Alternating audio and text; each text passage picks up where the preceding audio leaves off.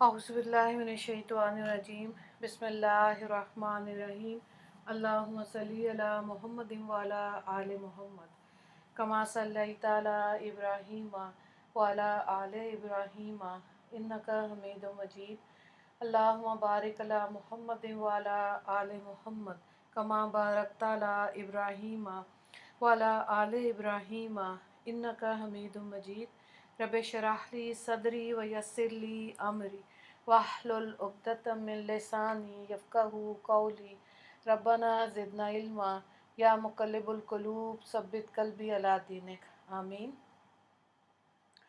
30 पारा हम कर रहे हैं और आज हम करेंगे सूरह इखलास। बिस्मिल्लाहिर्रहमानिर्रहीम कुल हुवल्लाहु अहद अल्लाहुस समद लम यलिद वलम यूलद वलम यकुल लहू कुफुवन अहद।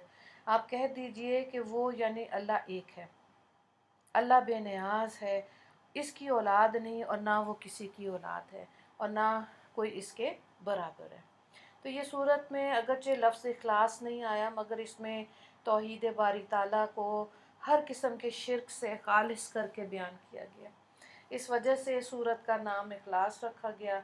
इखलास का मतलब यह है कि बंदा अपना सब कुछ अल्लाह के लिए खालिस कर देता है। यानी बंदा अगर अपने अल्लाह से मोहब्बत करे तो सच्चाई के साथ करे, फिर उस मोहब्बत पर जमा रहे। सूरत की फजीलत और अहमियत के बारे में आता है कि ये सूरत इखलास एक मुख्तसर सी सूरत है, थोड़े से अल्फाज हैं मगर मतलब और मानी के लिहाज से बेहद वसी है। इसे ऐसे समझना चाहिए कि जैसे इंसानी जिस्म में आँख की पुतली जो अगरचे बहुत छोटी है लेकिन इसकी बदौलत सारा आलम रोशन मालूम होता है। ये ना हो तो अंधेरा ही अंधेरा।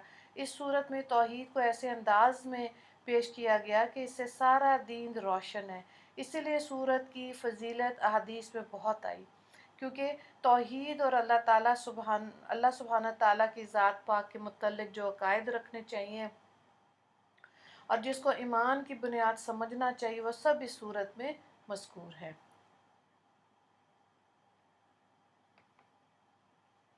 हदीस में इमाम बुखारी रहमतुल्लाह फरमाते हैं, रवायत की है कि नबी करीम सल्लल्लाहु अलैहि वसल्लम ने फरमाया, मुझे कसम है इस ज़ात की जिसके कब्ज़े में मेरी जान है, ये सूरत तहाई कुरान के बराबर है। यानी जिसने ये सूरत पढ़ी इसने सवाब तहाई कुरान पढ़ने का हासिल किया। और तहाई के बराबर होने की वजह उल्मा ने यह लिखी कि मज़ामीन कुरान 3 किस्म के हैं। एक तौहीद और सफ़ात बारी ताला, दूसरे बंदों के अमाल और अफ़ाल की कैफियत, तीसरे क़यामत आखरत और वहाँ के हालात। तो इन 3 मज़ामीन में इस सूरत में तौहीद सफ़ात बारी ताला का नहायत जामे ज़िक्र आया। हज़रत अबू दरदा रज़ी अल्लाह ताला अन्हु की रवायत है कि नबी करीम सल्लल्लाहु अलैहि वसल्लम ने सहाबा से फरमाया, क्या तुम हर रात में 1/3 कुरान पढ़ सकते हो? सहाबा ने अर्ज़ किया, हर शब में 1/3 कुरान कैसे पढ़ा जा सकता है? आपने फरमाया, कुल हुवल्लाहु अहद पढ़ो। 1/3 कुरान के बराबर है, यानी सवाब में 1/3 कुरान के बराबर। हज़रत आयशा सिद्दीक़ा रज़ी अल्लाह ताला अन्हा की रवायत है कि नबी करीम सल्लल्लाहु अलैहि वसल्लम ने एक फ़ौजी दस्ते के साथ एक साहब को कहीं भेजा। ये साथियों को हमेशा कुल हुवल्लाहु अहद से नमाज़ पढ़ाते रहे। जब वो लोग वापस आए तो उन्होंने आप सल्लल्लाहु अलैहि वसल्लम से इसका ज़िक्र किया। इरशाद फरमाया, इनसे पूछो ऐसा क्यों करते थे? उन्होंने अर्ज़ किया कि ये सरासर रहमान के औसाफ हैं, इसलिए मैं इसको पढ़ना पसंद करता हूँ और इस सूरत से मोहब्बत रखता हूँ। हजूर नबी करीम सल्लल्लाहु अलैहि वसल्लम ने फरमाया, इनको इत्ला दे दो अल्लाह भी इनसे मोहब्बत रखता है। सुभान अल्लाह। फिर इसका जो सबब नज़ूल है उसमें आता है कि रवायात में आता है कि मुशरिकीन मक्का ने एक मरतबा नबी करीम सल्लल्लाहु अलैहि वसल्लम से कहा कि आप हमारे माबूदों की तो बुराई करते हैं, आप अपने रब के तो औसाफ बयान करें।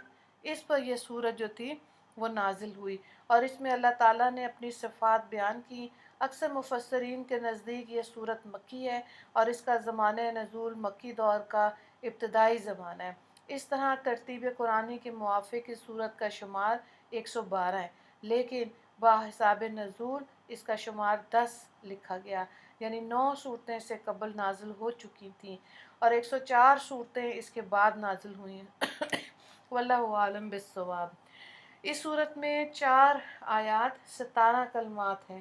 اس صورت میں ہر طرح کے شرک یعنی بت پرستی، عیسائیت، یہودیت، ماجوسیت سب کی تردید کر کے خالص توحید کا سبق دیا گیا ہے۔ اللہ ایک ہے، وہ صمد ہے۔ صمد کے لیے اس کی تفسیر میں کئی طرح کے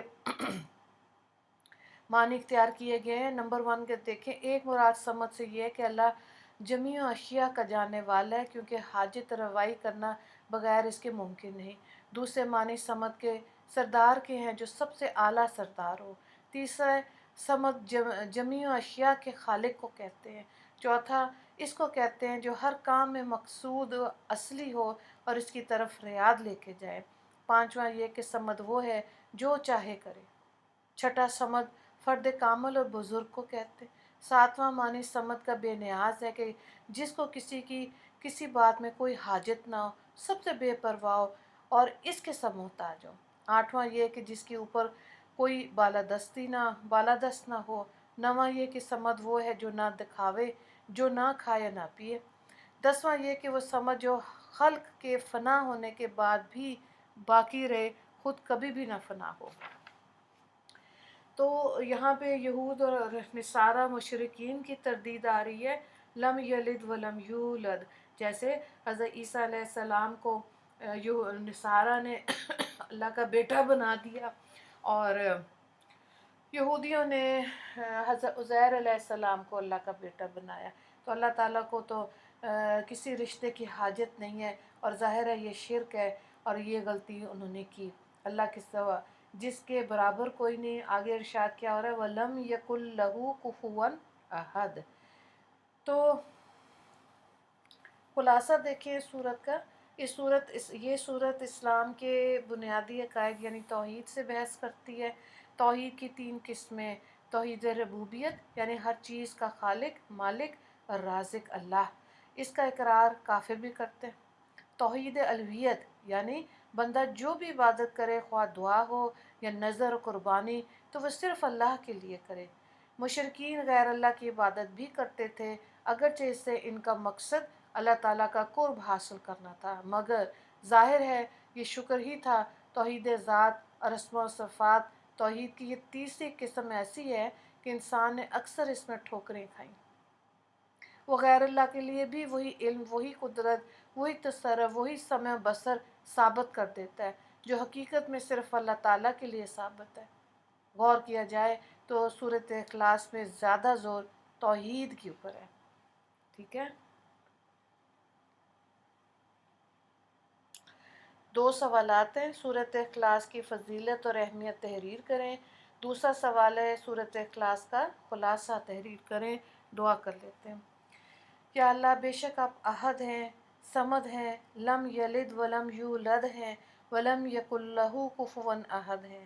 اے اللہ، جس طرح آپ اپنی ذات میں یکتا ہیں، اس طرح آپ اپنی صفات میں بھی یکتا ہیں۔ اے اللہ، آپ ہر طرح سے کسی کی شرکت سے پاک اور منزہ ہیں۔ اے اللہ، آپ کا مثل اور ہمسر نہیں، نہ ذات میں، نہ وجود میں، نہ صفات میں، نہ علم و قدرت میں۔ اے اللہ، اپنی ذات پاک کی ہم کو صحیح معرفت توحید کی حقیقت نصیب فرما دیجئے، اور اسی پہ زندہ رہنا اور اسی پہ مرنا نصیب فرمانا۔ اے اللہ، اس سورہ مبارکہ کے انوارات و برکات سے ہمارے قلوب کو منور فرما دیجئے، اور شب و روز اس کے ورد کی ہمیں توفیق عطا فرما دیجئے۔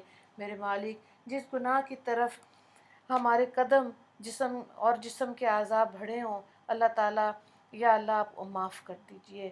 یا اللہ، جو گناہ جان بوجھ کے کیے، جو انجانے میں کیے، میرے مالک ہمیں بے حد شرمندگی ہے۔ یا اللہ، اپنے رحمت کا معاملہ فرما دیجئے اور کرم کا معاملہ فرما دیجئے اور ہمیں معاف کر دیجئے، اور جتنے سانس ہمارے پاس باقی ہیں اپنی اطاعت گزاری میں ہمیں توفیق عطا فرما کہ ہم صحیح معنی میں شریعت اسلامی پر عمل کریں۔ آمین یا رب العالمین۔ وآخر دعوانا ان الحمد للہ رب العالمین۔ اللہم اغفر لی مسلمین والمسلمات والمؤمنین والمؤمنات السلام علیکم ورحمۃ اللہ وبرکاتہ۔